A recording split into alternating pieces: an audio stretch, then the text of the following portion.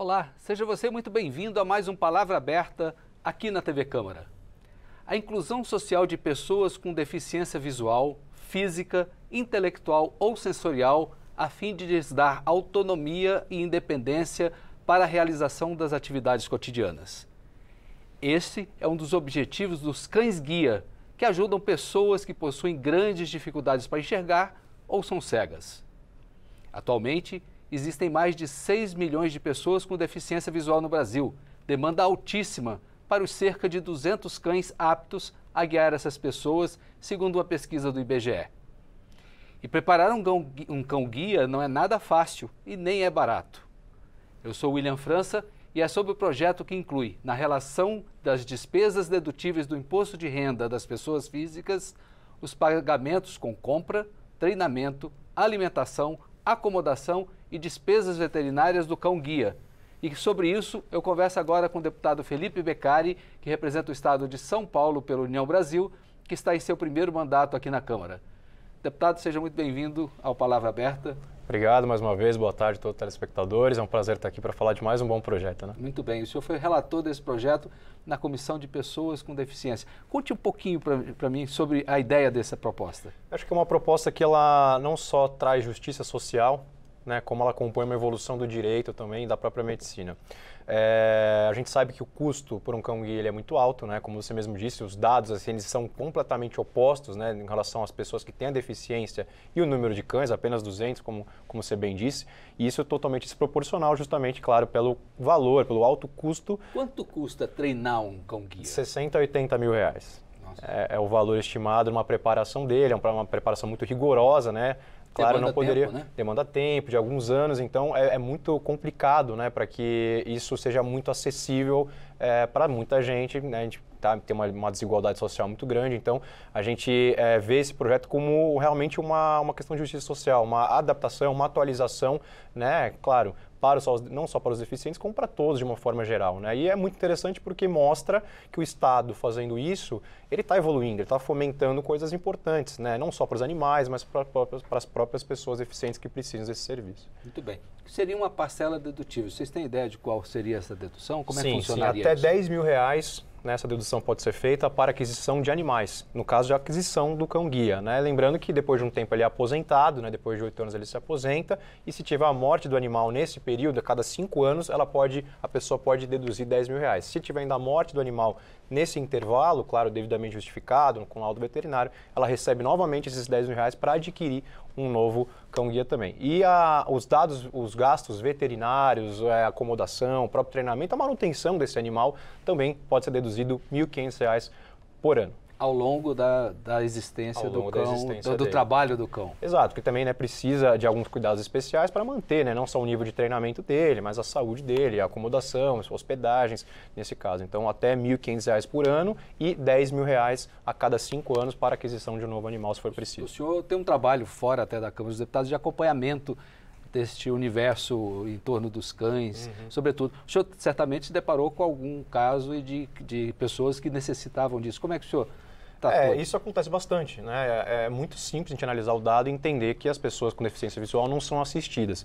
Eu até quero aproveitar, já que, né, você deu esse gancho, e também já que o autismo é uma causa que eu trabalho bastante, desde que a gente relatou esse projeto, a gente vem dialogando com a comunidade atípica, com os autistas, para incluir ou até mudar, né, a terminologia do cão-guia e trocar ela para cão de assistência.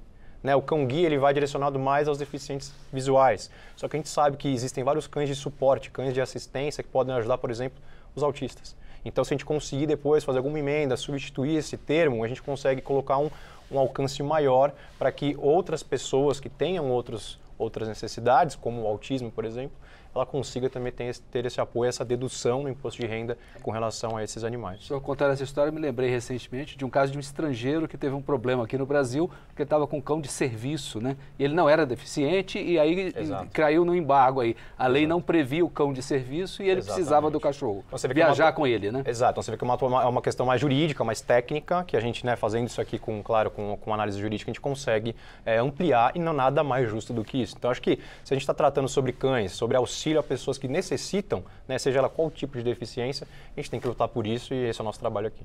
Muito bem. Esse projeto ele está incluso dentro de um rol de tratativas da comissão que o senhor participa, né? Isso. Tem algum outro projeto que o senhor está trabalhando mais enfaticamente aí, que o senhor possa nos contar? A gente pode até fazer um link, é interessante. Essa história já começou um tempo atrás. Enquanto era vereador em São Paulo, também fiz um projeto que ainda está tramitando para tornar obrigatório a presença, ou permitir, claro, que qualquer cão de assistência frequente em lugares públicos ou privados, já tem lei federal também, mas eu chamo a atenção de um projeto desse ano também, de minha autoria aqui, que já está tramitando, que fala dessa dedução do imposto de renda dos gastos veterinários em geral, não só de cães-guia, cães de assistência. O senhor amplia essa questão toda? Amplia, claro, a gente considera que o animal é um dependente, né? E a gente sabe que os custos são altos, então os bons tratos até estão ligados a esse cuidado, um cuidado médico quando o animal necessita. Então a gente propôs esse projeto, estamos lutando por ele, para que todos, né, que tenham um animal de estimação, um animal doméstico em casa, consiga deduzir, claro, o gasto veterinário, porque eles são nossos dependentes, né? Muitos consideram como filhos, a gente não está tentando colocar isso e vamos brigar por isso.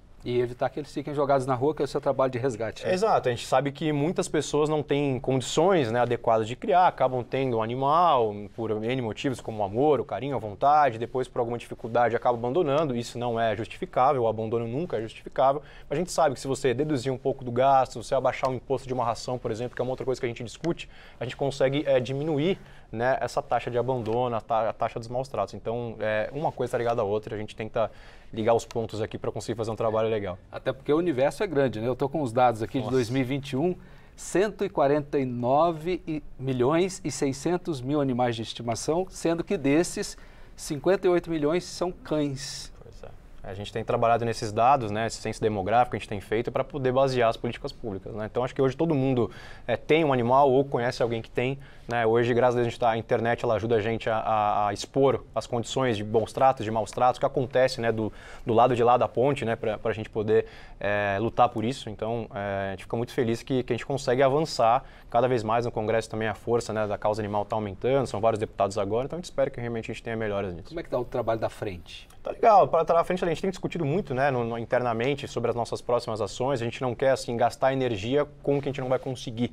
Então a gente está realmente focando em alguns pontos que ainda a gente está tratando para saber qual que é a estratégia melhor para a gente, quando atuar de uma forma mais precisa que traga um resultado. Né? A gente vem há muitos anos falando de fazer, no campo das ideias, agora a gente está querendo só traduzir isso em ações. Muito bem. Deputado Felipe Beccari, gostaria de agradecer muito a sua participação aqui no Palavra Aberta. Obrigado, sempre um prazer, contem comigo. Muito bem. E eu me despeço aqui agradecendo também a sua audiência. Quer saber mais detalhes sobre o projeto 1165 de 2023, este sobre o qual conversamos aqui? Ou mesmo sobre todas as outras discussões do Parlamento? Acesse nosso portal na internet, câmara.leg.br. Para rever esta entrevista, busque o canal da Câmara no YouTube. Fica ainda como sugestão a dica para seguir as redes sociais da Câmara e as do deputado também, né? Do Felipe Beccari no Twitter, no Facebook, no Instagram e no TikTok. Novamente, muito obrigado por sua atenção.